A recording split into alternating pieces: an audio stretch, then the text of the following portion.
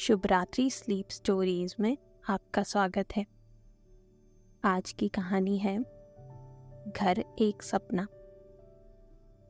नहीं, कुछ तो है, पर ना तुम ऐसे शांत बैठने वालों में से नहीं हो। बताओ ना, क्या बात है?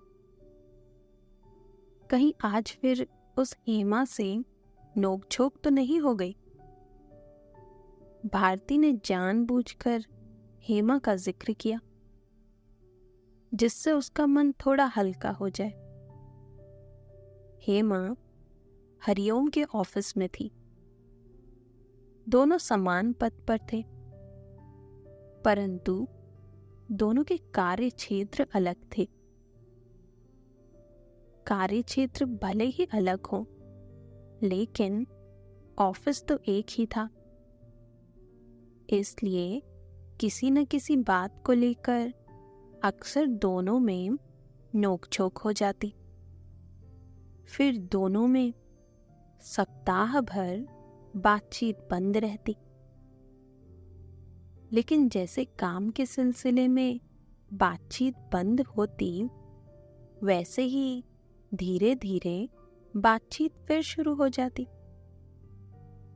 अरे नहीं, वो तो पिछले 3 दिन से छुट्टी पर है, हरिओम ने बताया। अच्छा, तो तभी जनाब का मूड खराब है। पिछले 3 दिनों से देवी जी के दर्शन नहीं हुए, भारती ने फिर छेड़ा। उसके चेहरे पर हल्की सी मुस्कान छा गई और वह बोला, तुम भी ना। तो फिर बताओ, क्या बात है?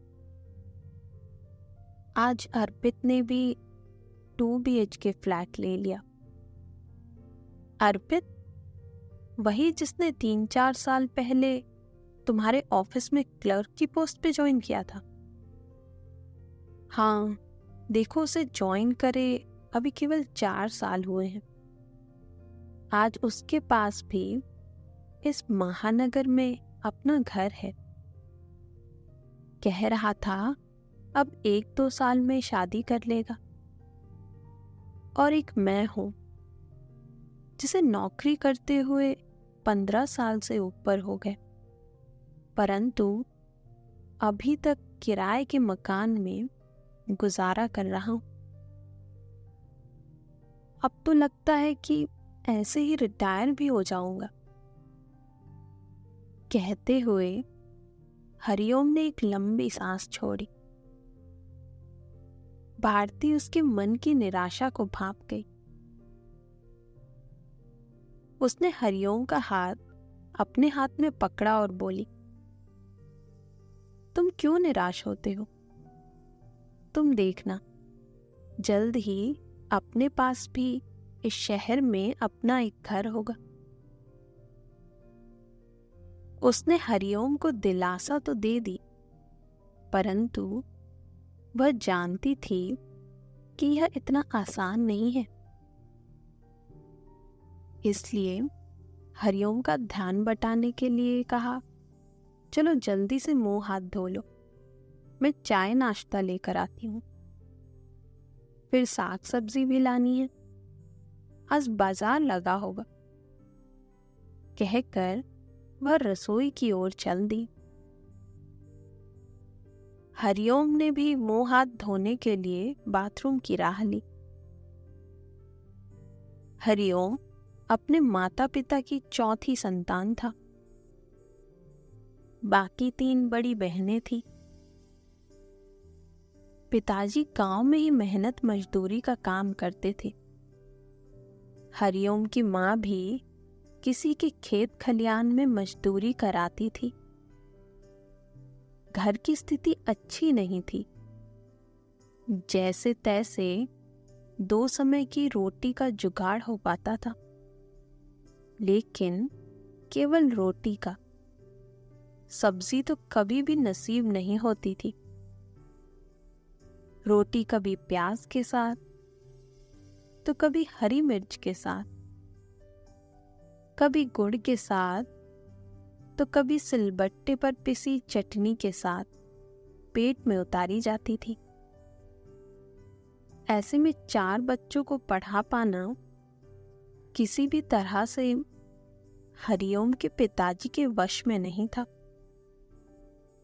फिर भी उन्होंने अपने चारों बच्चों का नाम गांव के सरकारी स्कूल में लिखवा दिया था। फीस लगती नहीं थी, ऊपर से किताबें स्कूल में मिल जाती थी। कभी पुरानी कॉपी किताबों के लिए हरिओम का बापू गांव में जाकर लोगों के हाथ पैर जोड़ता था, चिचोरी करता था। दिन पर दिन बीतते गए और हरिओम 10वीं पास कर गया था। गांव का स्कूल 10वीं तक ही था। अब आगे की पढ़ाई के लिए उसे पड़ोस के कस्बे में जाना था। पढ़ाई भी अब कुछ महंगी हो गई थी।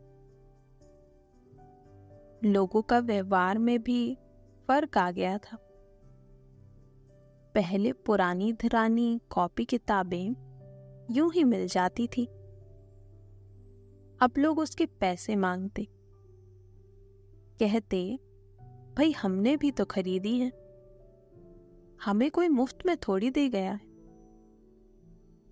हरिओम की पढ़ाई ना रुके, इसलिए 5-7 दर्जा पढ़कर उसकी बहनें अपनी माँ के साथ खेतों में काम करने लगी।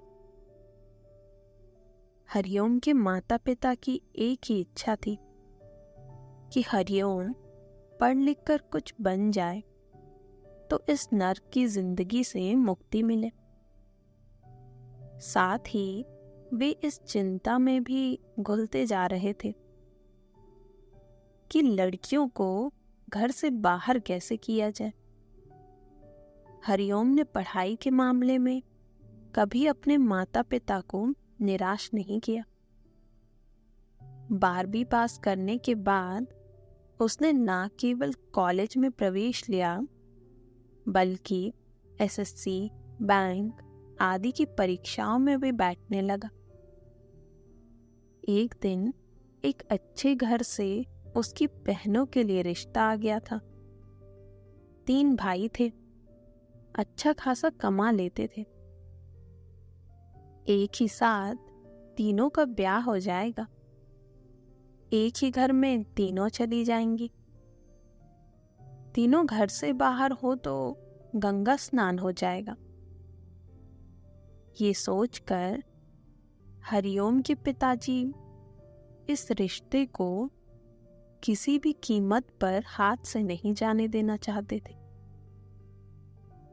इसलिए गांव के सूदखोर बनिए से अच्छा खासा कर्जा लेकर उन्होंने तीनों लड़कियों का ब्याह कर दिया। इधर हरिओम की मेहनत रंग लाई। कॉलेज पूरा होते होते उसका चयन लोअर डिवीजन क्लर्क के लिए हो गया था। माँ बाप का सपना पूरा हुआ। नौकरी लगने के 1 साल के भीतर ही भारती को पसंद कर लिया गया।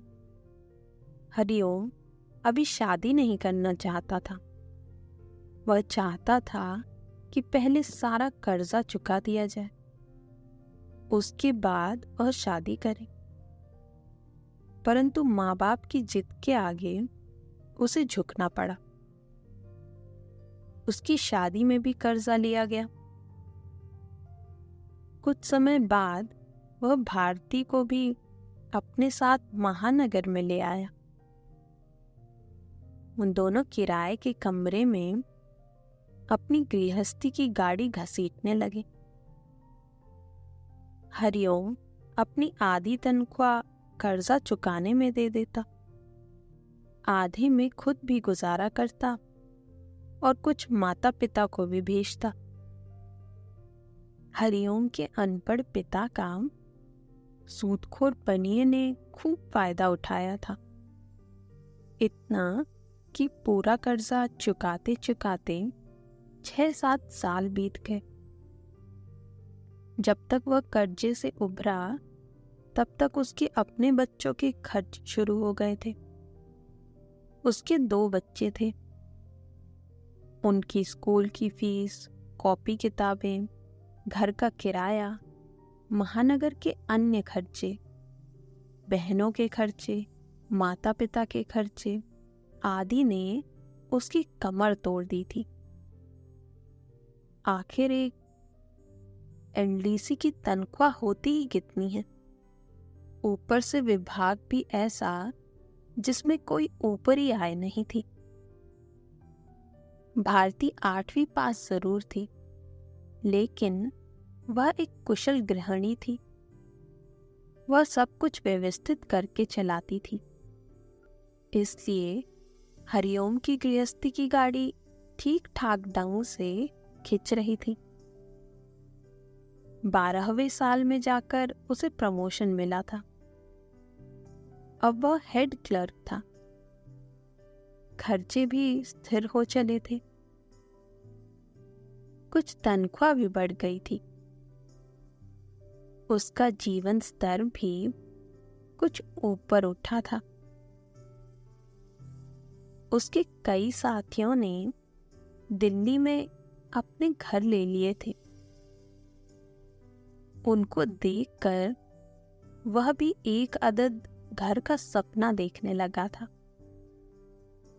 लेकिन जब भी किसी प्रॉपर्टी डीलर से बात करता तो मन महसूस कर रह जाता। जमीन तो बहुत दूर की बात थी। 2 कमरों का फ्लैट भी उसकी सीमा से बाहर था। अर्पित ने उसके ऑफिस में 4 साल पहले ही एलडीसी के पद पर ज्वाइन किया था। उम्र 25 साल। वह आज की पीढ़ी का लड़का था, प्लानिंग के साथ चलने वाला। वह चाहता था कि पहले अच्छी नौकरी हो, फिर एक ठीक ठाक सा मकान और गाड़ी हो, उसके बाद शादी की जाए। इसलिए नौकरी लगने के 4 साल बाद भी उसने शादी नहीं की। आज उसने 2 कमरों का एक फ्लैट ले लिया। जब उसने ऑफिस में मिठाई बांटी तो जैसे हरिओम की दुखती रग पर हाथ धर दिया। उसने अर्पित को तो गले लगाकर बधाई दी थी, लेकिन अपनी विवशता पर उसे क्रोध आया था, जो बाद में निराशा में बदल गया। इसी निराशा में डूबा वह घर आया था। लेकिन भारती ने हेमा का प्रसंग छेड़कर उसका मन बदल दिया था। चाय नाश्ते के बाद दोनों सब्जी लेने बाजार गए। सब्जी लेते समय अचानक ही हरिओम की नजर जगमोहन बिल्डर्स के बोर्ड पर पड़ी। उसने सब्जी का थैला भारती को पकड़ाते हुए कहा, तुम सब्जी लेकर घर जाओ, मैं थोड़ी देर में आता हूं। अरे अचानक क्या हुआ? इधर कहाँ चल दिए? भारती ने चौंकते हुए पूछा। हरिओम बिना कोई जवाब दिए जगमोहन बिल्डर्स की ओर बढ़ गया। जगमोहन बिल्डर्स के इस ऑफिस के सामने से हरिओम बहुत बार गुजरा था, लेकिन आज पहली बार उसने अंदर कदम रखा था। एक हॉलनुमा कमरा जो पूरी तरह से एलईडी लाइटों से चकाचौंध था। दीवारों के सहारे भारी भरकम 2 सोफा सेट लगे हुए थे। सोफे पर 3-4 लड़के बैठे थे, जिनके गले में लाल डोरी से बंधा आईडी कार्ड लटक रहा था। डोरी और आईडी कार्ड पर जगमोहन बिल्डर्स लिखा हुआ था। देखने से ही पता चल जाता था कि वे मार्केटिंग एग्जीक्यूटिव थे। जिनका काम था ग्राहकों को प्रॉपर्टी, फ्लैट, फ्लोर आदि दिखाना और समझाना। कमरों के बीचों बीच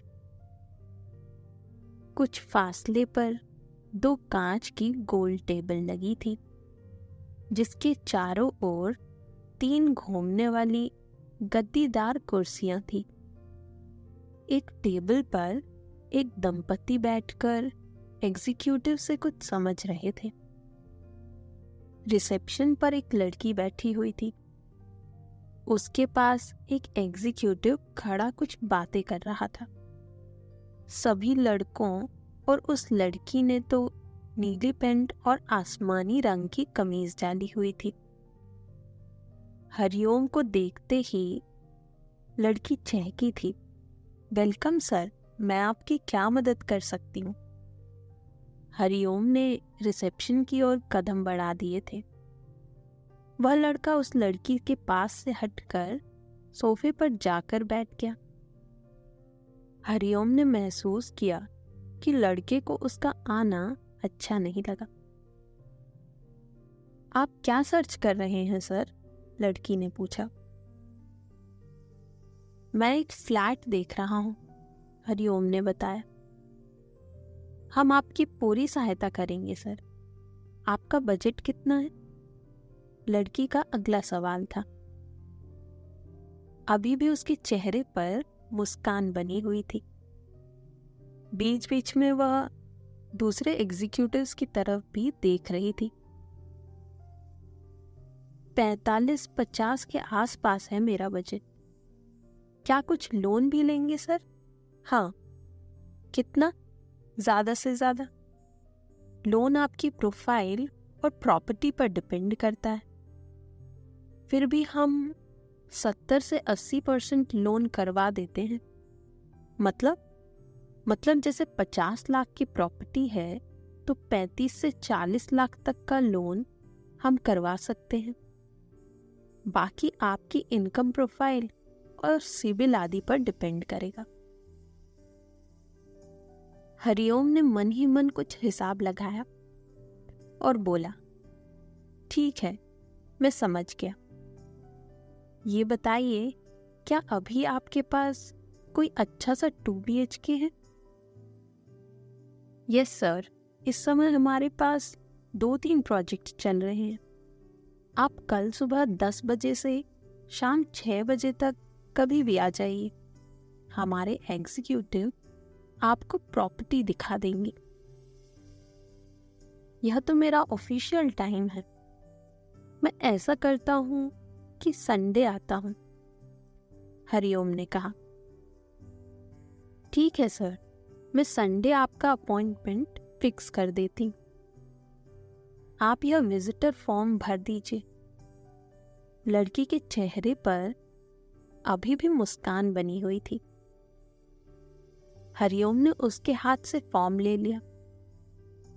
फॉर्म में वही सब जानकारियां देनी थी जो वह लड़की लगभग पूछ चुकी थी। फॉर्म भरकर उसने लड़की को पकड़ा दिया और कुर्सी से उठ खड़ा हुआ। अभी वह दरवाजे तक पहुंचा ही था कि उसने मुड़कर एक बार फिर उस आलीशान ऑफिस को देखा। उसकी नजर एक बार फिर रिसेप्शन पर बैठी लड़की की ओर उठ गई। वह लड़का एक बार फिर लड़की के पास पहुंच चुका था। हरिओम दरवाजे को धकेलकर बाहर निकल गया। रविवार, छुट्टी का दिन। इस दिन हरिओम खूब देर तक सोता था। उसे उठाते उठाते भारती तंग आ जाती थी। चाय नाश्ता बिस्तर में लेने के बाद ही लगभग 10-11 बजे वह बिस्तर छोड़ता था। अभी 9 ही बजे थे कि उसका मोबाइल घनघना उठा। 1-2 बार तो उसने नजरअंदाज किया, परंतु जब मोबाइल तीसरी बार घनघनाया तो उसे उठना ही पड़ा। उधर से किसी लड़की की आवाज आई थी। क्या मेरी बात मिस्टर हरिओम सिंह से हो रही है? हाँ, मैं हरिओम सिंह बोल रहा हूँ। आप कौन? हेलो सर, मैं जगमोहन बिल्डर्स से बोल रही हूँ। आपने 3-4 दिन पहले हमारे ऑफिस में विजिट की थी। हरिओम की नींद एक पल में खुल जाती है।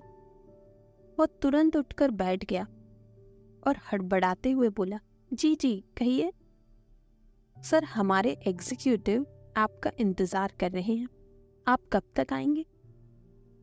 मैं 1 घंटे बाद आपके ऑफिस में आता हूँ, कहकर हरिओम ने फोन काट दिया।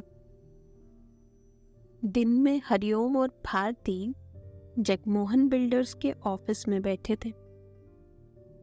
वे एक एग्जीक्यूटिव के साथ कुछ फ्लैट देखकर आए थे।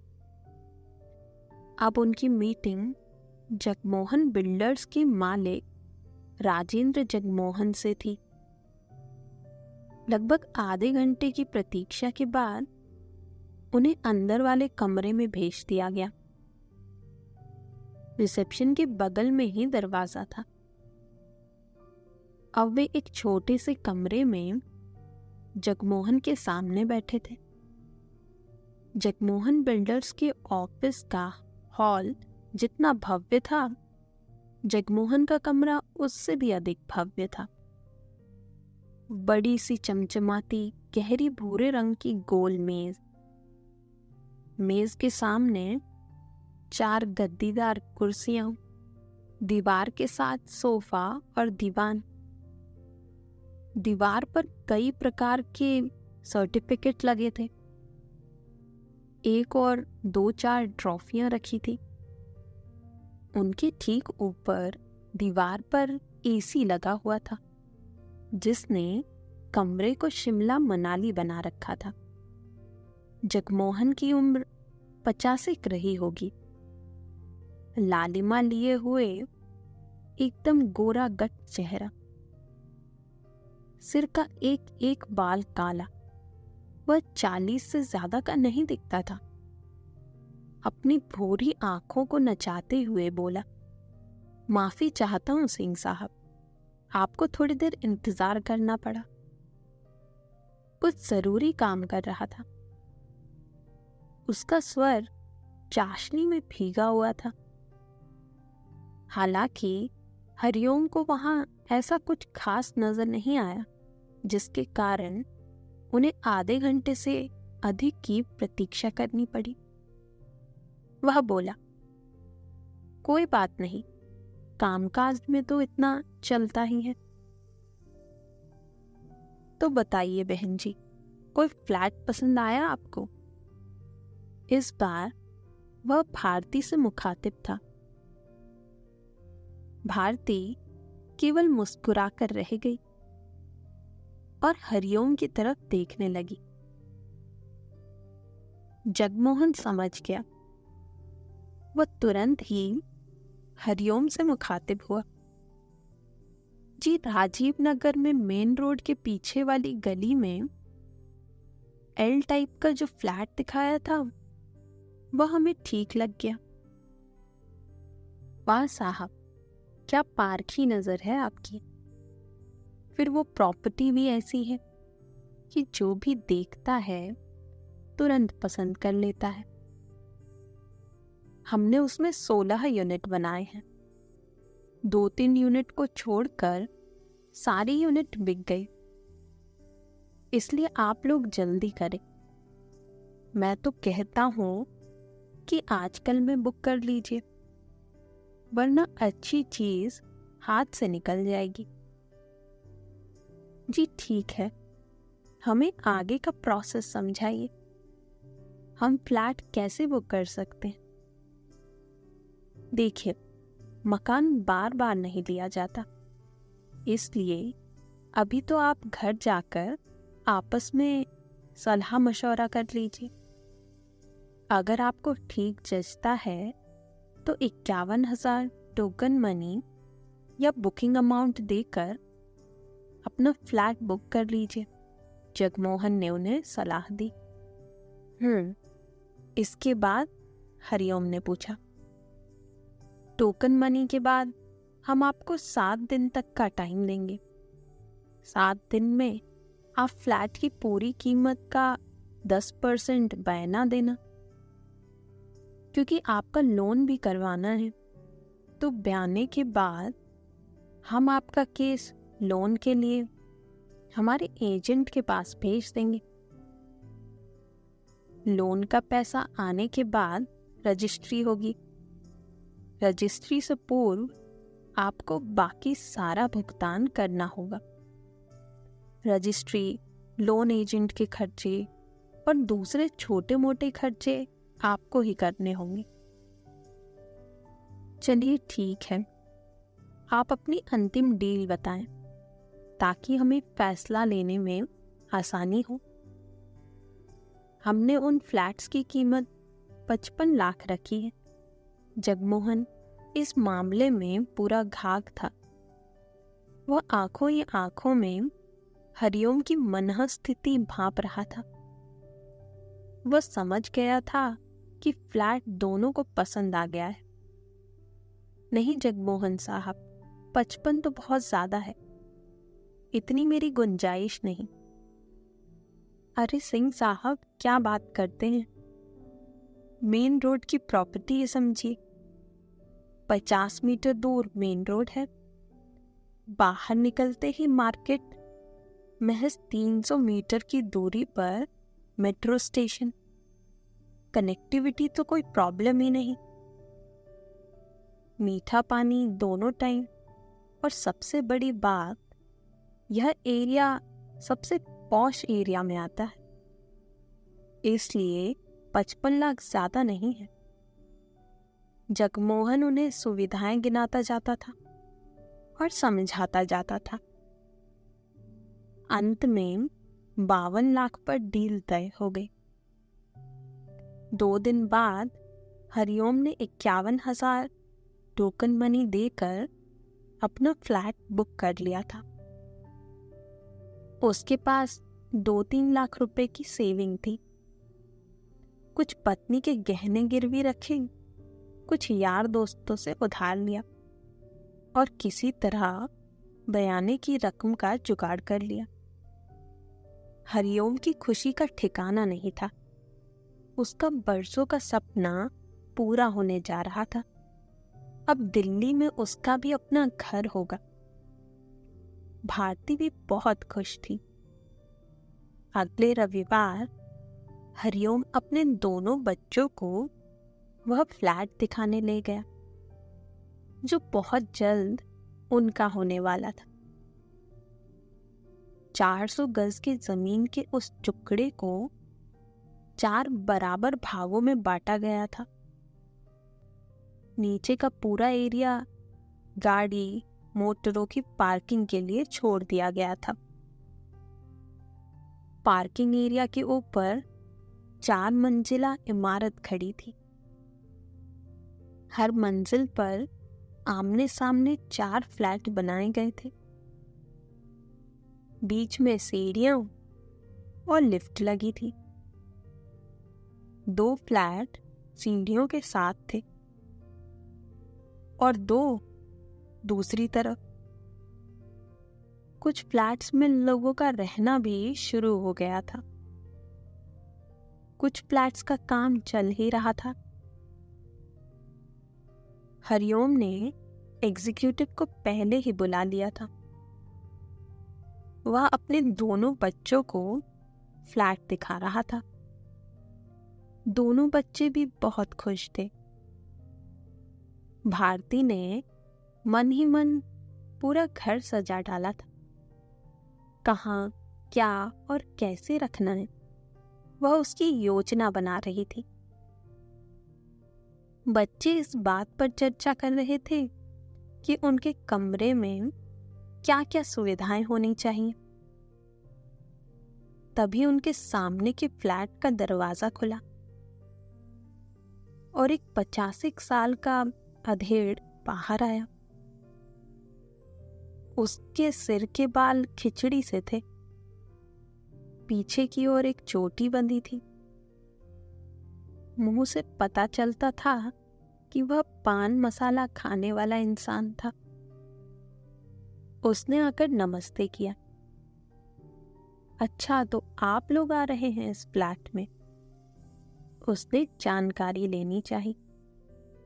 जी, हरिओम ने हाथ जोड़ते हुए नमस्ते किया और उसकी बात का जवाब दिया।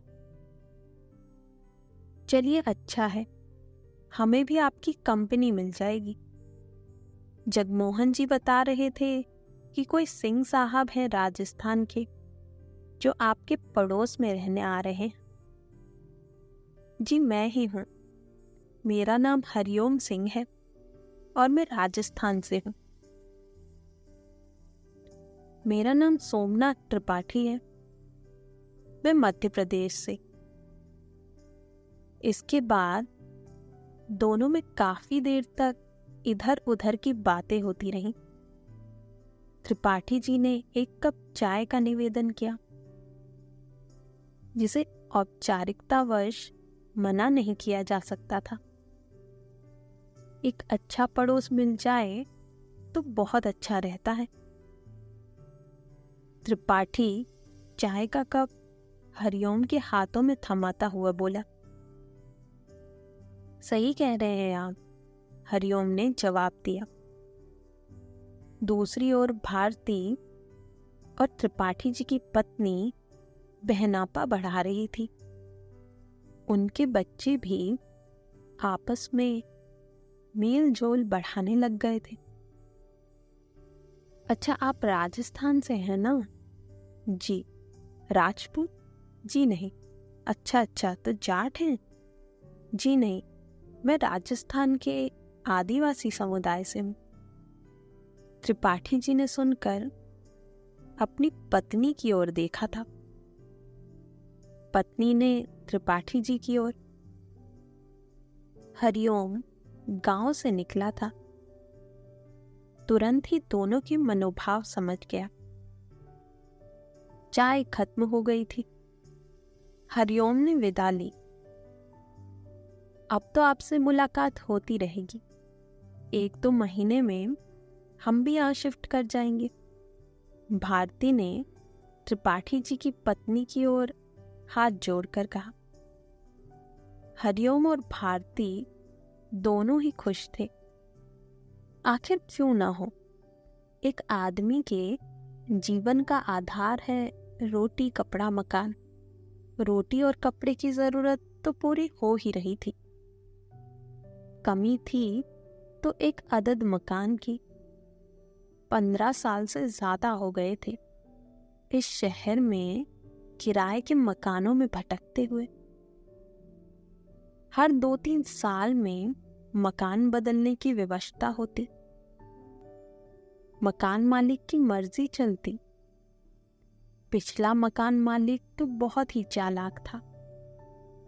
उसने अंदर ही अंदर ऐसी फिटिंग करवा रखी थी कि उसके बिजली का बिल हरिओम के बिल से जुड़कर आता था। हरिओम परेशान रहता। एक फ्रिज, 2 पंखे ही चलते हैं। ये तो पहले भी चलते थे, परंतु कभी भी इतना बिल नहीं आता था। फिर एक दिन मकान मालिक की चालाकी पकड़ी गई। उसने अगले दिन ही मकान खाली कर दिया था। अब इन झंझटों से मुक्ति मिलने का समय आ गया था। अब प्रतीक्षा थी बस लोन की। लोन आते ही घर उनका। जैसे जैसे दिन बीत रहे थे, वैसे वैसे उनकी बेचैनी बढ़ती जा रही थी। हरिओम हर दूसरे तीसरे दिन जगमोहन और लोन एजेंट्स गुप्ता के पास बात कर लेता था। उस दिन हरिओम के मोबाइल पर जगमोहन का नंबर चमका था। वह बहुत खुशी के साथ चहका था। हेलो, हरिओम जी, जगमोहन बोल रहा हूं। आपके लिए खबर अच्छी नहीं है। आपका लोन पास नहीं हुआ। लेकिन हरिओम कुछ कह पाता उससे पहले ही पुनः जगमोहन का स्वर उभरा था। आपका अमाउंट ज्यादा था, इसलिए वह स्वीकृत नहीं हो सका। लेकिन कल ही तो मैंने गुप्ता जी से बात की थी, वह तो कह रहे थे कोई समस्या नहीं है। वो तो 1-2 दिन में अप्रूवल मिलने की बात कर रहे थे। देखिए हरिओम जी, यह तो लोन देने वाले बैंक का मामला है। इसमें ना मैं कुछ कर सकता हूँ ना गुप्ता जी। आप चाहे तो कोई दूसरी सस्ती प्रॉपर्टी देख सकते हैं, पर चाहे तो अपना बयाना वापस ले सकते हैं। दोनों ऑप्शन आपके पास, कहकर जगमोहन ने फोन काट दिया। हरिओम कुर्सी पर निढाल हो गया। ऐसा नहीं था कि उसका सपना चकनाचूर हो गया था। वह चाहता तो दूसरा कोई फ्लैट देख सकता था, परंतु उस फ्लैट के साथ उसने और उसके परिवार ने बहुत सी कल्पनाएं कर ली थी। वह उनके सपनों का घर बन चुका था। वह शाम को अपना बयाना लेने भारती के साथ जगमोहन बिल्डर्स के ऑफिस के लिए निकला। अचानक हरिओम के कदम उस ओर मुड़ गए जिधर उसके सपनों का घर। भारती ने आश्चर्य से पूछा था, इधर कहाँ चल दिए? अंतिम बार अपने सपनों के महल को देखना चाहता हूं, जिसे पूरी कोशिश के बाद भी मैं खरीद नहीं पाया। दोनों फ्लैट पर पहुंच चुके थे। पार्किंग एरिया में ही 2 श्रमिक परिवार रहते थे, जिनके पास खाली या बिकाऊ फ्लैट की चाबी होती थी। हरिओम ने उनसे चाबी मांगी। हरिओम चूंकि 2-3 बार वहां आ चुका था, इसलिए श्रमिक उसे पहचानने लगे थे। साहब आप? लेकिन उस श्रमिक ने आश्चर्य व्यक्त किया था। लेकिन क्या साहब, यहाँ रहने वाले सभी लोग तो कह रहे थे कि वो आपको यहाँ मकान नहीं लेने देंगे। आपके फ्लैट के सामने वाले त्रिपाठी जी ने ही तो सबको इकट्ठा किया था।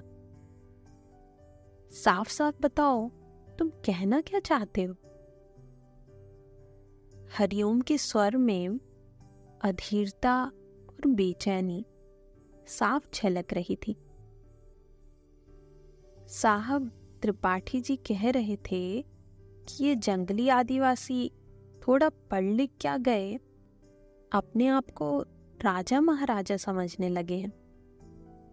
आरक्षण नहीं होता तो किसी जंगल में तीतर मार रहे होते, लेकिन वो अंबेडकर जी इन्हें हमारे सर पर बैठा गए। त्रिपाठी जी तो ये भी कह रहे थे कि अगर आप उनके सामने रहने आ गए तो वे अपना फ्लैट यहां से बेचकर चले जाएंगे। बाकी सब लोगों ने उनकी हाँ में हाँ मिलाई थी।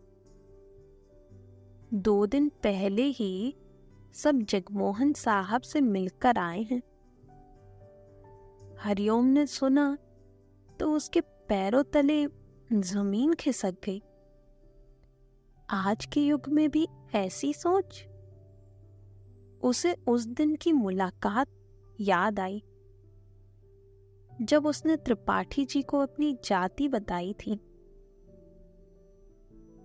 अचानक उसकी मुट्ठियां भीज गई, आंखें लाल हो गई। उसने भारती का हाथ पकड़ा और सीढ़ियां चढ़ता चला गया। कुछ क्षणों बाद उसने त्रिपाठी के दरवाजे पर दस्तक दी। त्रिपाठी दरवाजा खोलकर बाहर आया। उसकी पत्नी भी उसके साथ थी। अरे आप लोग अंदर आइए ना, त्रिपाठी के स्वर में चाशनी सी घुली थी। यह दिखावा रहने दीजिए त्रिपाठी जी, हरिओम के स्वर में तलखी थी। यह बताएं कि हमारे यहाँ रहने से आपको क्या तकलीफ है। मतलब? त्रिपाठी सकपका गया। उसकी चोरी पकड़ी गई थी। मतलब ये त्रिपाठी कि मेरे और मेरे सपनों के घर के बीच मत आना, वरना अच्छा नहीं होगा।